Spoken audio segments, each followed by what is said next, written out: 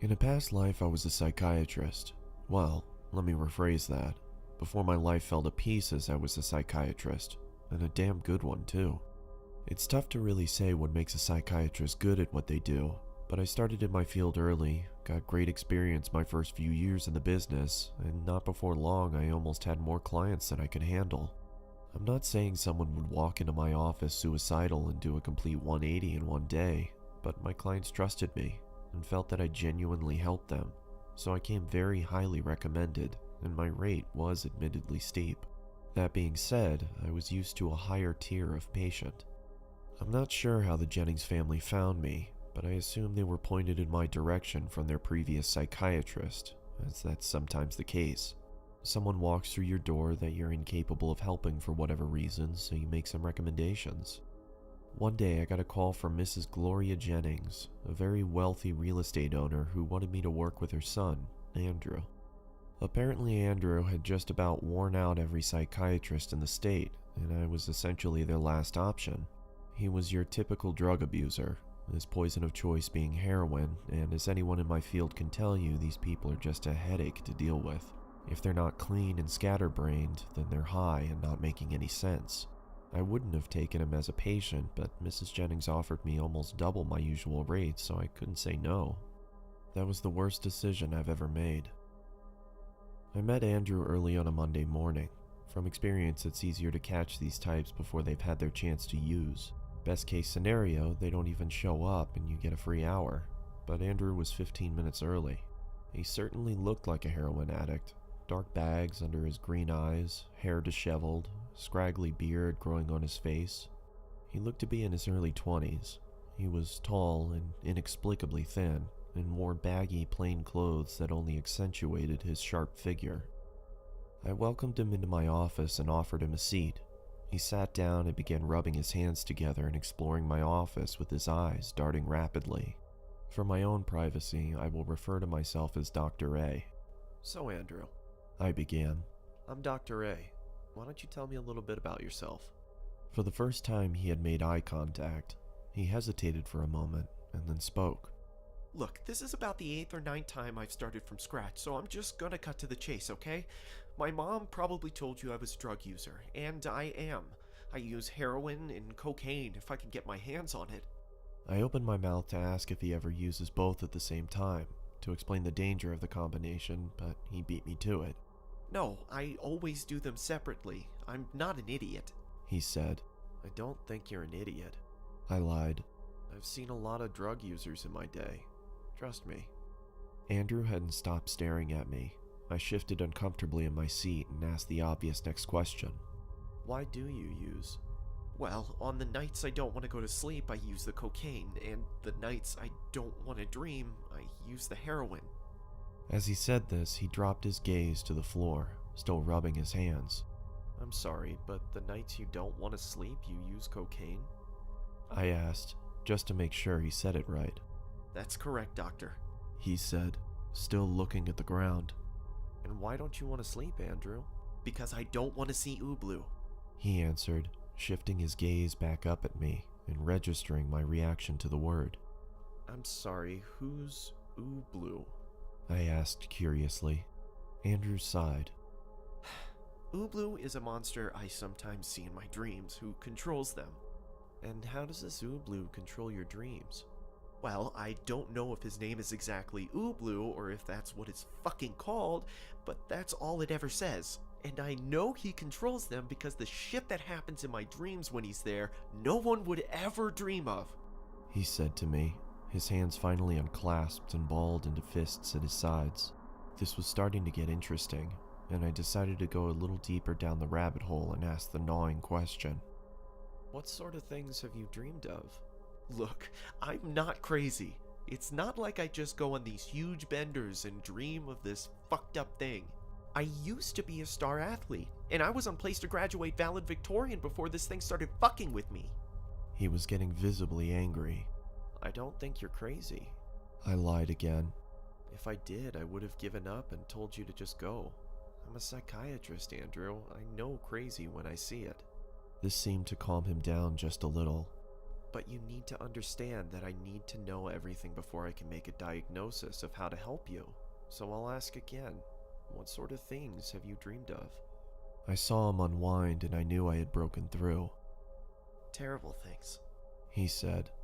People and things that I love, and just the worst imaginable things happening to them.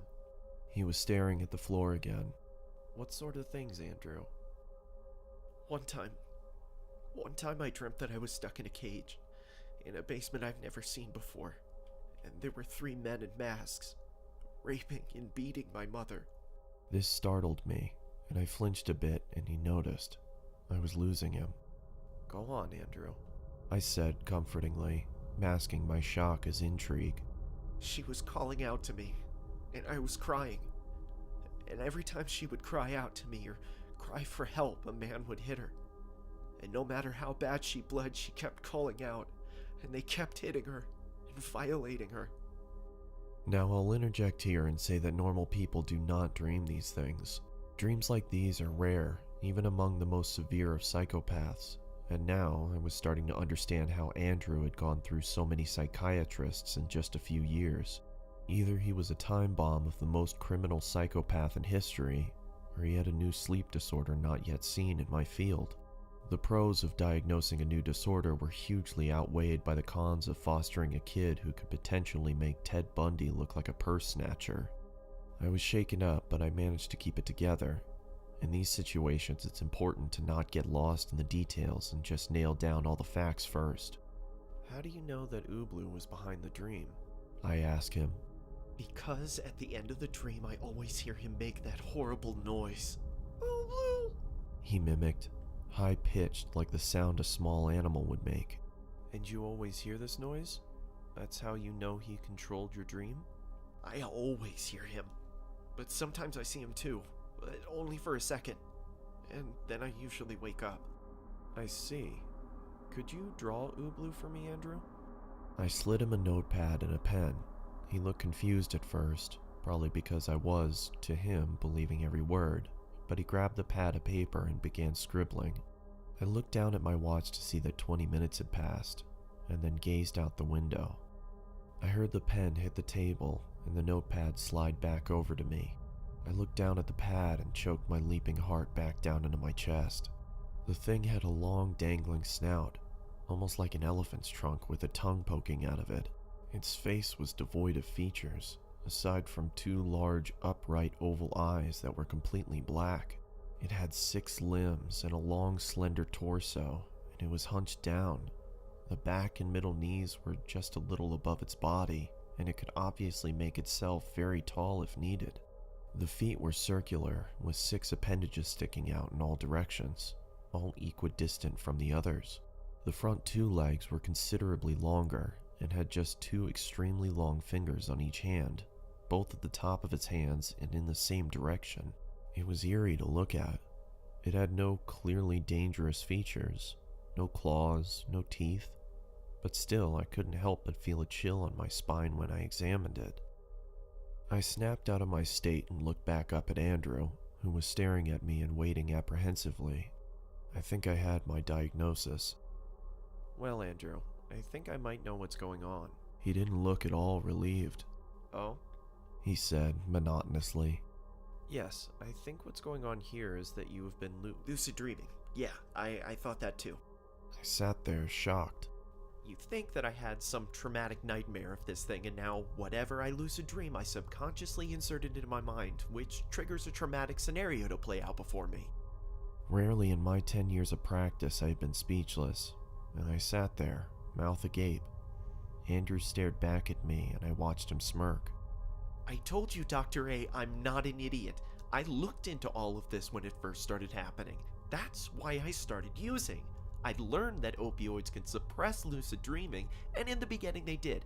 But eventually, he kept worming his way back in, and the more I used, the harder he fought to keep coming back, so I tried the cocaine to keep me awake. But I found that made things worse. I stayed up too long, and I started experiencing microsleep. I don't know if I was awake or dreaming, and he must have learned this. You see, when it first started, I could tell faintly that it was a dream. They all had this haziness effect on my comprehension, but when I would microsleep, the dreams were incredibly vivid. He learned, Doctor. He learned that I was more afraid of the microsleep dreams, and he somehow made every dream just as clear since. I honestly didn't know what to say. Either Andrew was completely and utterly crazy, or so intelligent he was incubating his own insanity. I asked the only question I had left. When did you first dream of Ubloo? It was right after my father died, he said as his gaze shifted back to the floor. He killed himself. Put a bullet in his head when I was 17. The night after the funeral, I dreamt that I was standing over his grave looking down at the grass. It was normal for a bit, but then I heard him. I heard him screaming from in the ground, screaming for help, asking me to dig him out. But I couldn't move. I was frozen. I stood there and listened to him banging on his coffin lid so hard that the ground was pulsing, and I heard him screaming in fear, but I just couldn't move. And then I heard it. Ubloo. And I woke up. I sat there staring at him for a long while. While his dismissal of lucid dreaming being a possibility is impressive, it's not uncommon for children to link a traumatic event to something imaginary to better comprehend what's happening. I was starting to gain some traction back. When was the first time you saw Ubloo? He hesitated for a half second, but then he began talking. One time I dreamt of my dog Buster. I was standing behind this great big fence and I was just a kid, so I couldn't climb it. Buster was on the other side of a busy freeway, just sitting there looking at me. And I knew, somehow I knew he was going to try and cross and come see me. And I knew he wouldn't make it. He ran into the freeway and got hit by a car instantly. I screamed and I cried, but the car didn't stop. It just kept going. Buster was laying there, broken and bleeding. I saw him try to get up, and he tried to crawl forward, and another car came speeding by and hit him again. It kept happening. I kept watching him get hit and torn to shreds by these cars. They just never stopped. That was the first time that I saw him. I heard him right in my ear. Ubloo. And then I turned, and his face was an inch from mine. His huge black eyes staring right at me. And then I woke up. He was shaking now, and I could tell he was close to breaking down. I had to stop pushing him. All right, Andrew, I think this is a good place to stop today. I stood up and walked over to my desk and got a prescription pad. Andrew sat there and blinked at me. You're gonna give me something to stop it? For now, I'm going to give you something to suppress your dreaming until I can diagnose where those dreams have been coming from. It's important that you get a good night's sleep. Help you clear your thoughts. I'm helping you help me help you. Get it? He blinked again. Yes, I get it. Thank you. They have drugs to suppress dreaming? Well, technically no. There's a new drug called cyproheptadine that is used in treatment of hay fever, but one of the side effects is the suppression of dreaming, nightmares specifically, especially those induced by post-traumatic stress disorder. I kept writing the prescription in silence, and I could feel Andrew's eyes on me. But it's not from PTSD, it's from Ubloo. I know that, Andrew. I lied to him for the final time. But it'll work just as well at keeping Ubloo out of your dreams as well. This got to him. He was overjoyed and sprung up from the couch. He kept thanking me and telling me that I was the best doctor he's ever seen, that he finally felt he had a fighting chance. I couldn't help but smile at this. I guess it's the reason I stuck with this practice after so long. I walked him to the door and shook his hand. He looked me straight in the eyes, smiling for the first time since I met him, and left my office. That was the last time I would see Andrew Jennings alive. A week went by, and the next Monday, Andrew didn't come in. Now normally I'd breathe a sigh of relief, tell my secretary I was heading out, and grab a coffee down the street. But I couldn't help but wonder about Andrew. I had thought about those dreams he had ever since he left, and truth be told, I was almost looking forward to getting an update from him. I left my office and told my secretary I was heading out and to cancel my next appointment. In my hand, I had the bill for Andrew Jennings for our last session, which had his address on it. He was staying in an apartment building his mother owned just outside of town, and it was about a 15-minute drive from my office. I managed to slip in through the front door of the building as someone was leaving and found his name on the directory. His name was just written down on paper, so I could tell he hadn't been there long.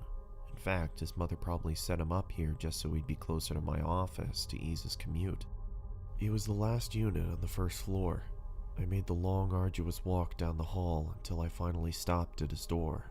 I paused for a second and thought about what I was doing, but my curiosity got the better of me and I knocked loudly 3 times. No answer.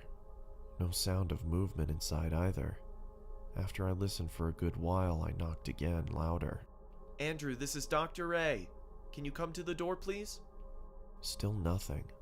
I tried the doorknob and surprisingly it twisted all the way. I felt the weight of the door lift and I could tell it was open.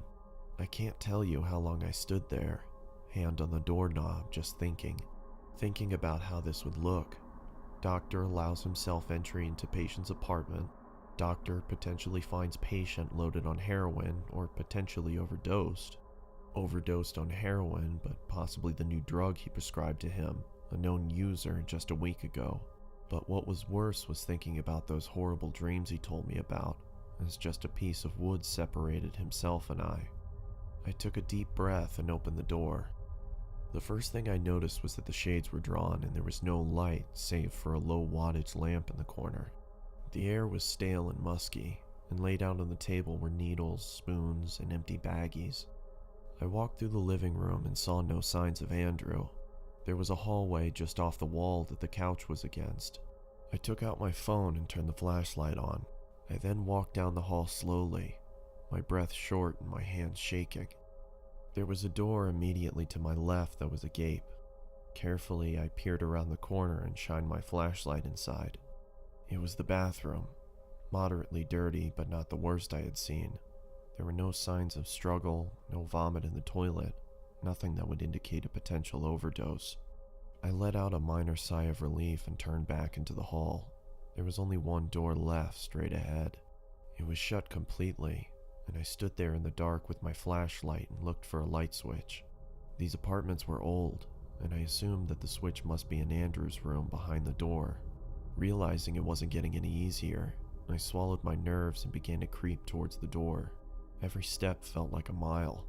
My feet felt clumsily and my legs heavy.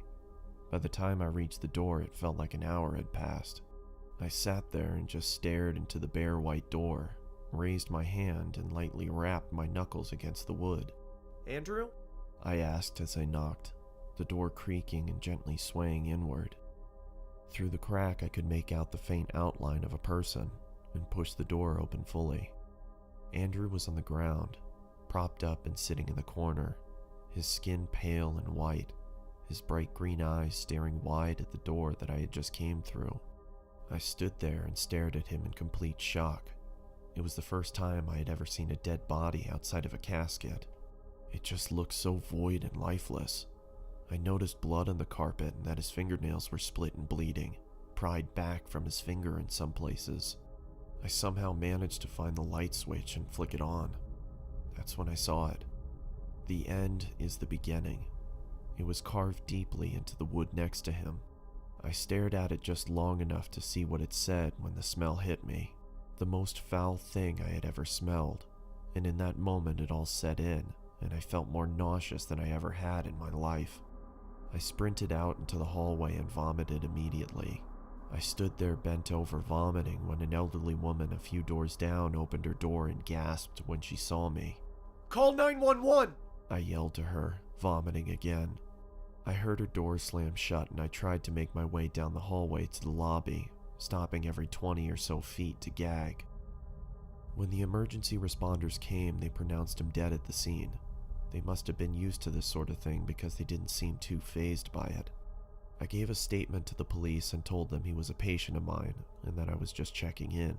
They didn't seem too suspicious and told me that if they needed anything, they would call. I left my business card with them and walked back to my car. As I started to pull out, a car came screeching into the parking lot and I saw a woman get out. It was Mrs. Jennings. She was bawling and screaming, and a few officers had to restrain her. I watched as much as I could bear and drove out of the parking lot. I called my secretary and told her to cancel all my meetings for the day, stopped at a liquor store to pick up a bottle of whiskey, and drove myself home. I sat there and drank in silence for a long time. Eventually, I turned the ball game on and ordered some food, and when it came, I couldn't bring myself to eat. By the time I had finished the bottle, it was getting late.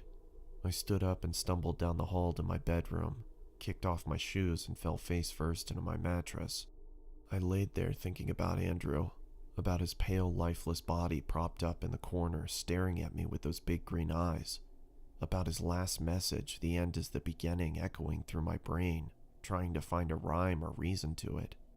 My thoughts were growing slower, and my eyelids growing heavy, the end is the beginning playing over and over in my head.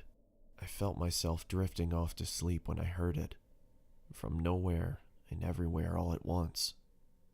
Ubloo.